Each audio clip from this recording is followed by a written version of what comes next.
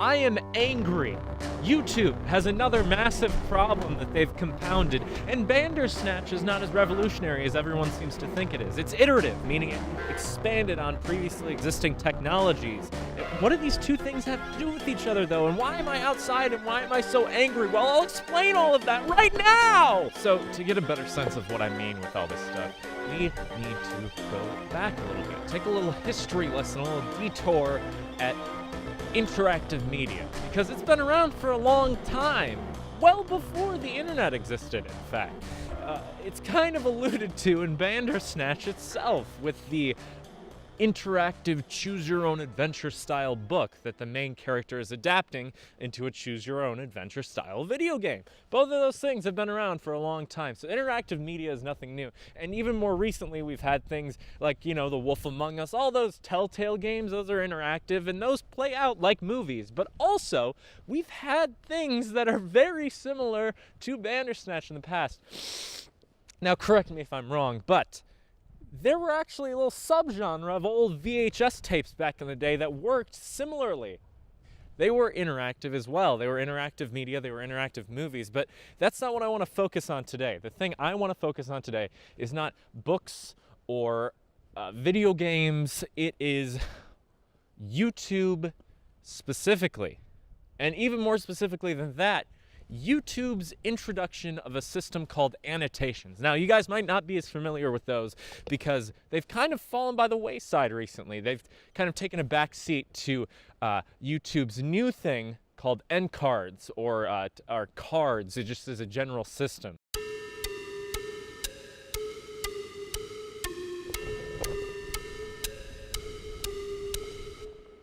So YouTube was founded many years ago on that fateful day of Valentine's Day, 2005, which was almost 14 years ago at this point. Give it another month, it'll be 14 years that YouTube has been around, which is insane.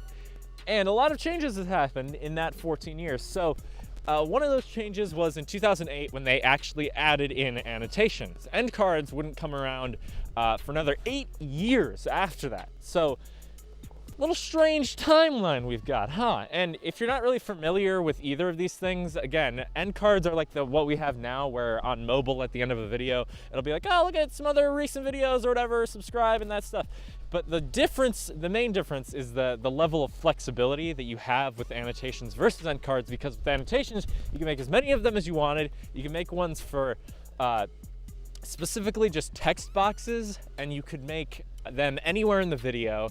And you could also change the look of them. But annotations are much, much more than just the precursor to cards and end cards that we have today. They birthed an entire genre of interactive storytelling on YouTube with their introduction in 2008. So because of the flexibility of annotations, after their introduction, people did pretty crazy things with them. Because with annotations, you could link to different points within the same YouTube video that you were already watching. Meaning, if you wanted an annotation to skip ahead to a point that you hadn't seen in the YouTube video, you could make it do that, or skip back to an option that you missed before. You could do that too, and you could put as many as you wanted, and you could have them linked to different YouTube videos. And because of that, there was this huge movement of interactive storytelling with branching paths and narratives and all this crazy stuff. I mean, there was a ton of stuff that people did with them. For example, interactive piano. That's one of the ones that links within the YouTube video that you're currently watching. It skips ahead or backwards and literally works as a functioning in-browser piano in a YouTube video. And I don't remember when it was uploaded, but I mean, it was a long time ago. So this is pretty insane stuff to think about. And people did things like Shane Dawson actually had, I know he's very relevant these days. Once again, he has risen to the top of the YouTube. So Shane Dawson actually did a super intense haunted house interactive YouTube video. I think it was like 8 years ago. And let me see look at the view count for this. So it's got like 7 million views, which doesn't sound like a lot for now, but you have to keep in mind, this video was uploaded almost 10 years ago.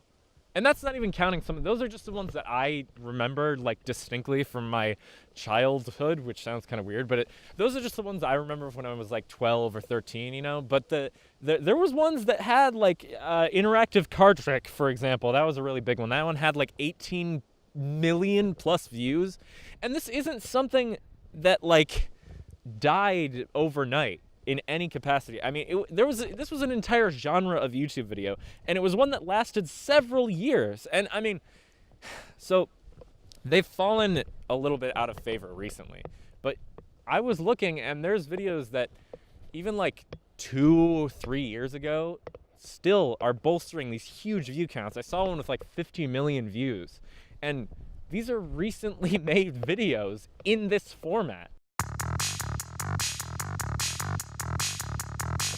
So here's the issue with Bandersnatch and YouTube annotations as a whole.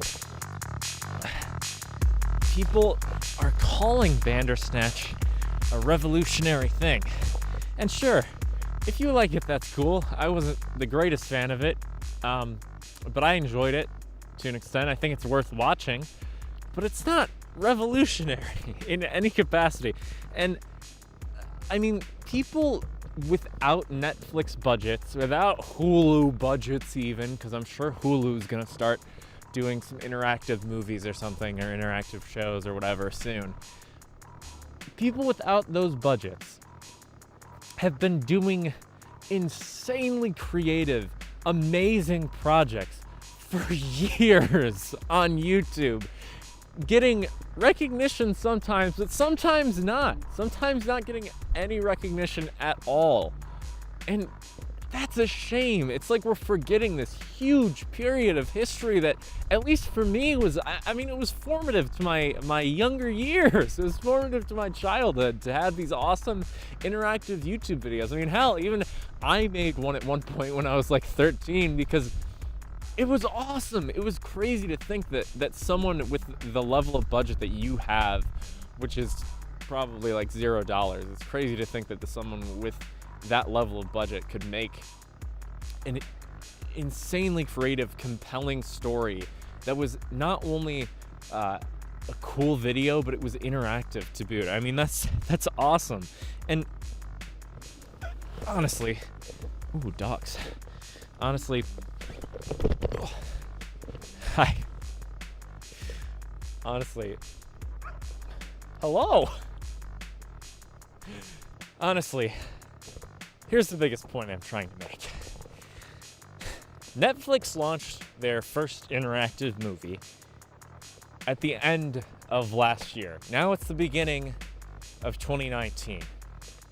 And on the 15th of January, just a few days, YouTube is gonna stop supporting annotations altogether. This means the style of video moving forward, I mean, it's gone. They're abandoning interactive content. This is part of their roots, and it's a good part. It's not one of those parts of your roots that you want to cut off and forget. This is something that people cherish, or at least, I don't know, correct me if I'm wrong, but I did. I cherished it a lot. So it's really sad to see it go. I mean, it's abandoning this interactive content that clearly Netflix is backing in some way. I mean, even if Bandersnatch is a one-off thing, that's still a lot of money put towards interactive content. And so it's kind of depressing for me, honestly, because I've been around for a while, you know, seeing the trends and changes on YouTube, but most of them don't bother me. Like, I get some of them, you know, but this is one of those ones that just kind of hits pretty close to home for me. I mean, people always bring up the whole concept of like this destruction of old YouTube, but for me, I mean, this is the biggest middle finger of it all. YouTube's product manager. This is what he has to say on the topic. This is a direct quote from YouTube itself, essentially. They said, with 60% of YouTube's watch time now through mobile, why go through the work of creating annotations that don't even reach the majority of your audience? End screens and cards work on mobile and desktop, giving you more bang for your buck. Why do it? Because annotations are more than just a tool to sell merch or shill for subscribers. They're a gateway to interactive storytelling that paved the way for Netflix and Bandersnatch to even exist in the first place. And it's a gateway that YouTube is working their hardest to systematically destroy. I mean, they don't want anyone else to have entry through that gateway. They're taking it down. And according to him, end screens and cards work on mobile, and just that gives you more bang for your buck. Sure, okay, annotations never worked on mobile, but whose call was that? Surely it would have made more sense and been to the benefit of people that have been screaming for years that they wanted to make mobile annotations a thing. To do that, instead of adding end cards to the mix in 2016, there was no reason to do that. And when they could have just updated the infrastructure of annotations, they were already there to support that. They already had that ability to link people to your subscription and to link people to other videos and playlists and stuff that already existed with annotations. They could have just updated them instead of adding on end cards, which were at the time a very half-baked idea that didn't really work very well on mobile or desktop. So it's really strange that they are using that as their jumping off point, especially during this announcement. And here's the thing. People have been asking them to add mobile annotations for so long. So instead of doing that, they added the end cards in 2016. But surely 8 years of having annotations around was long enough to fix that minor issue, that small issue, in order to allow the gateway of interacting storytelling to stay open. I mean, annotations have more flexibility and options for the creators on your platform that are using them. They're way more flexible than an end card could ever be, unless they completely change the format of end cards. And then if they do that, I mean, that'd be awesome, but it's basically just, it would be annotations part 2. So I don't really see, it doesn't make sense to me, because the only thing that end cards do better is shill for merchandise or shill for subscribers. And they work a hell of a lot better for late night talk show personalities, I'm sure, because they're a little bit slicker. Here's the thing. YouTube doesn't care about all of those positive things. That's because the old YouTube is officially gone. The thing that we've, been holding on to, people have said it's gone in the past, but this for me is the thing that really signifies that old YouTube is just, it's gone. And it has been for a long time. I think there's a reason why YouTube Rewind is a flaming pile of garbage, and Marquise Brownlee said it perfectly. I mean, there's a reason why PewDiePie is the most subscribed creator on the platform, who's going to get most likely overtaken by a giant corporation. And there's a reason why talk shows will forever appear in everyone's recommended and trend #1 despite their view counts.